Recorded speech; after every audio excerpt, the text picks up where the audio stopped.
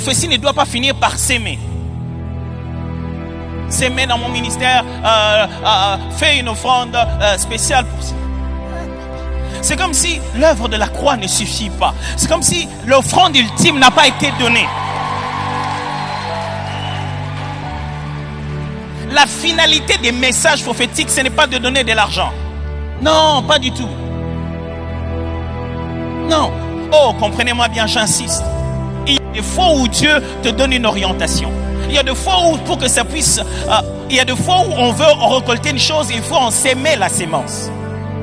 Mais si la seule et unique sémence est devenue de l'argent, ne l'écoutez pas. Et frère, ce n'est pas hier. Ce n'est pas qu'on a commencé à voir des prophètes pour qui on dit prophétie. C'est déjà dès les premières heures de l'église. Les gens étaient en train de prier. Moi, je suis votre Dieu. Je vous dis, donnez à mon fils de l'argent. C'est depuis longtemps que les gens transforment le Saint-Esprit en une forme d'arnaque. N'écoutez pas ça, mes frères. L'esprit n'est pas là pour vous dire de remplir les poches de quelqu'un d'autre chaque fois qu'il prophétise. Tous les pasteurs sont là. Je leur ai dit tout le jour que moi, je ne me considère pas comme pasteur à temps plein dans cette église. Je suis dirigeant d'entreprise, je suis recteur de corps, je suis enseignant itinérant, je suis artiste et musicien. Donc je ne suis pas pasteur à temps plein de cette église. Je ne veux pas voir quelqu'un sillonner au bureau et dire qu'il est à temps plein. On n'a pas demandé de plein temps des gens. Et si tu es à temps plein, je veux voir pleinement ton temps être rempli du service de Dieu. N'utilisez pas les mots plein temps pour devenir oisif et ne pas travailler. Chacun d'entre eux travaille. Pour quelle raison? Parce que lorsqu'on est véritable missionnaire, on doit être artisan, on doit être capable de faire quelque chose de tes mains. Parce que la meilleure façon d'entrer en mission, c'est entrer en travailleur, pas en pasteur. Combien de pays où je ne suis pas allé? On entre, j'arrive, tout le monde me cherche. Il y a un pasteur ici. Et dans ces pays-là, quand on dit ça, quand tu dis oui, directement on te refoule. Tellement que les mots pasteur plus congolais donnent déjà un très mauvais duo. Ma joie, mon aisance, c'est que quand on dit, mais toi tu n'es pas pasteur, je l'ouvre juste mon passeport, c'est écrit artiste et musicien.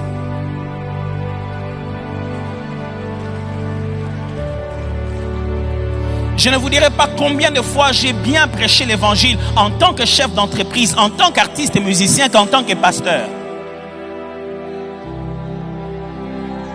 Alors, les autres à l'époque, ils ont dit non. Si quelqu'un dit qu'il est missionnaire, qu'il soit comme Paul, qu'il soit comme les autres apôtres. Ils venaient ici, faisaient leur propre temple. On les voyait travailler ici. Le bon exemple, mes frères pasteurs, c'est de ne pas venir à la chaire de raconter aux gens comment ils doivent vivre la foi chrétienne, que vous n'avez jamais eu l'opportunité de vivre dans ce milieu-là. Vous ne pouvez pas être des bons pasteurs en vous cachant dans la permanence, en imaginant la sainteté pour expliquer aux autres comment vivre la sanctification dans un milieu où ils sont nés à nez avec le péché. La pertinence de l'évangile est le fait que vous savez comment appliquer ces choses-là quand vous-même vous sortez là dehors. Alors je vous en supplie, mes frères, arrêtez de nous juger. Hé, pasteur, il fait les taxis.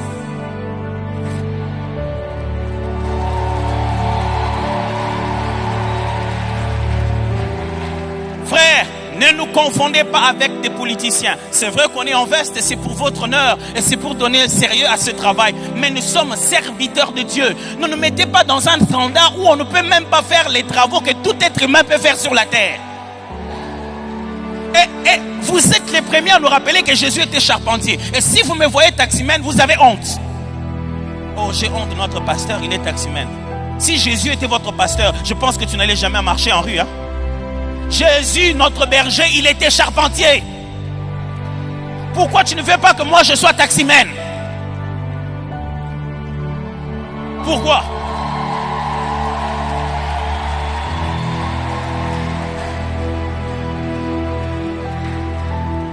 Laissez-nous être taximènes pour que ici sur cette chair on ne prêche que la vérité, rien que la vérité. Qu'on ne vienne pas manipuler les Écritures au nom d'une certaine prospérité. Mais souvenez-vous, qu'est-ce qui est en train de prospérer ici? Réalisons d'abord encore le texte. Bien-aimé, je souhaite que tu prospères à tous égards et sois en bonne santé comme prospère l'étang de ton âme. Qu'est-ce qui est en train de prospérer? Question. Je ne dis pas qu'est-ce que l'on souhaite que ça prospère. Je dis qu'est-ce qui est déjà en train de prospérer. Non, je veux vraiment qu'on donne une réponse ensemble pour que ça ne soit pas les pasteurs Tom Zadi. Qu'est-ce qui prospère déjà? Et qu'est-ce qu'on voudrait voir prospérer?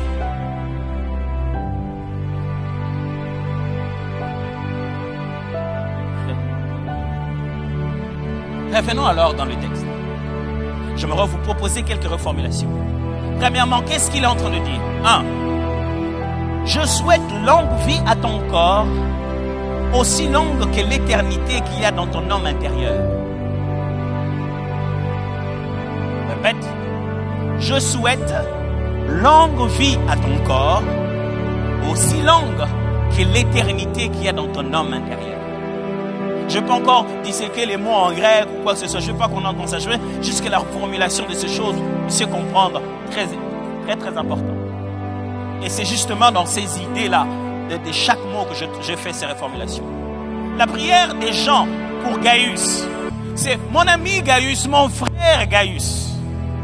Ce que je souhaite longue vie à ton corps.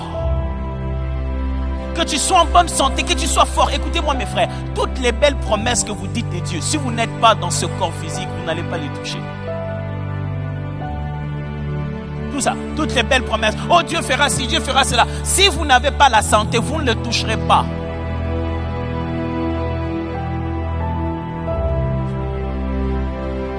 Vous savez, aujourd'hui, en RDC, ou dans le monde entier, on n'a plus besoin de fois de comédiens pour rire. Il suffit d'avoir un téléphone et WhatsApp.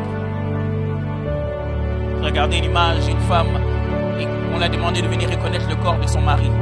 Il est entré à l'hôpital, il a reconnu le corps de son mari. Il dit c'est lui, oui, oh.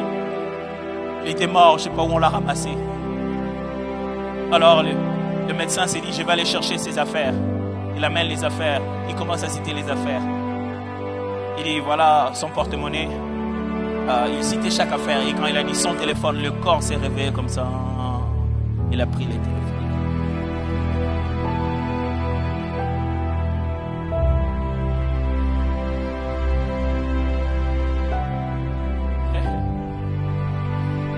Il semble que les hommes sont terribles avec leur téléphone. Les téléphones, c'est pour les vivants, vous savez.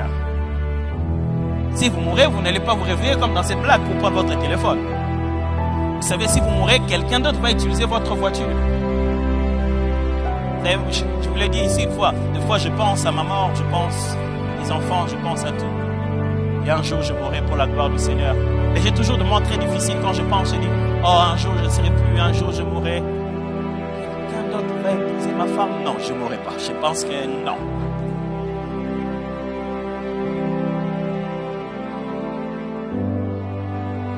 Paul lui dit, Jean plutôt dit ceci. Tu sais, tout ce que nous sommes en train de faire ici-bas dépend beaucoup de ce temple du Saint-Esprit qu'on appelle le corps.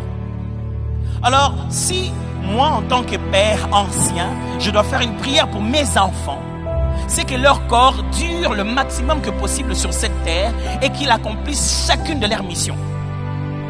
En tant que père, la prière que je dois faire pour vous, ce n'est pas d'abord combien d'argent vous devez avoir, mais qu'aucun jour, en aucun moment, vous puissiez mourir avant l'heure et que votre corps puisse tomber en panne et que vous ne soyez pas capable de vivre ces choses.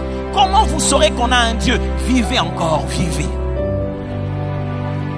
Et c'est cela la prière des gens. Il dit, mon ami, vis s'il te plaît, vis encore. Tu vois, il y a une vie qui est déjà à l'intérieur de toi. Le mot qu'il utilise ici, souké, pour dire âme. Je vais expliquer ça un peu plus tard. Ça ne parle pas que de l'âme seulement, mais ça parle de l'être, de sa vie. Il dit, à l'intérieur de toi, il y a déjà une vie éternelle qui donne, qui vit ton âme.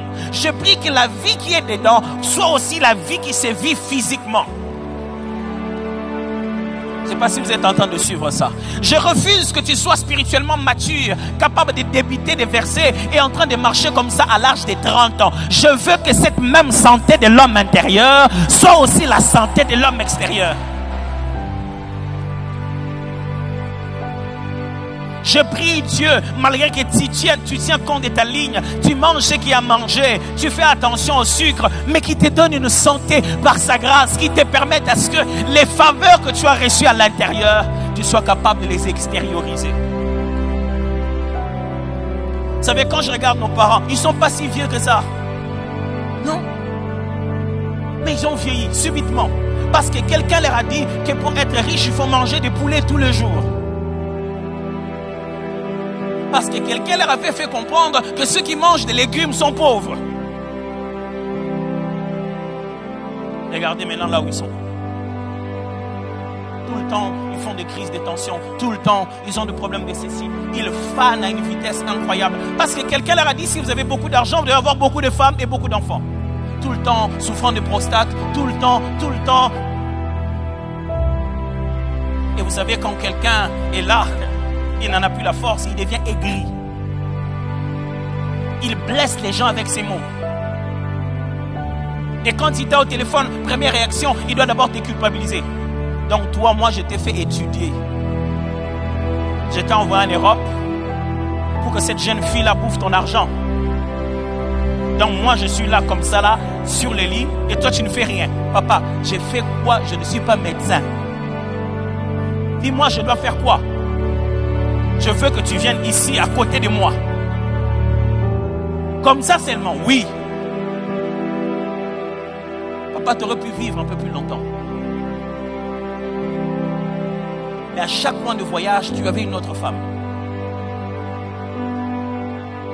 Papa, si tu savais combien de kilomètres en réalité un homme, un masculin court, lorsque vous savez ce qu'il a fait. Vous savez ce qu'il a fait.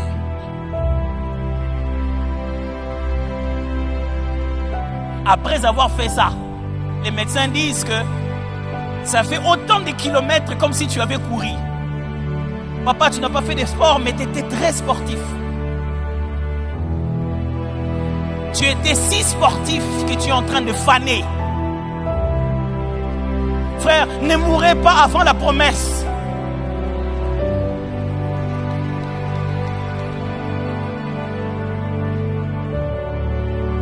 Il dit, je prie Dieu que la vie que tu as reçue à l'intérieur de toi, par l'Esprit de Dieu, devient une vie que tu sais vivre aussi dans ton corps. Deuxième reformulation, je prie pour que la bonne voie qu'a pris ton état psychologique soit aussi suivie par celui de ton corps. La bonne voie qu'a pris ton état psychologique soit suivie par celui de l'état de ton corps. Il dit, ton âme a pris une bonne voie. Souvenez-vous, qu'est-ce que ça signifie prospérer ici? Il dit, ton âme a pris une bonne direction. Ton âme est dans un voyage, un bon voyage. Tu as bien fait ce que tu fais. Ce qui se passe à l'intérieur de toi, le fait que tu deviennes chrétienne, que tu aimes la vérité, je vais revenir vers ça, que tu es là dans la vérité, ça, tu as pris la meilleure décision. Je prie que ton corps est aussi dans cette direction. Mon ami, comment peux-tu dire que tu aimes la sanctification? Tu n'aimes pas les péchés. Mais jusqu'aujourd'hui, malgré tout ce qu'on te dit, tu continues toujours à consommer les sables. Comment on appelle ça? Vous êtes sur Jésus Source de Vie.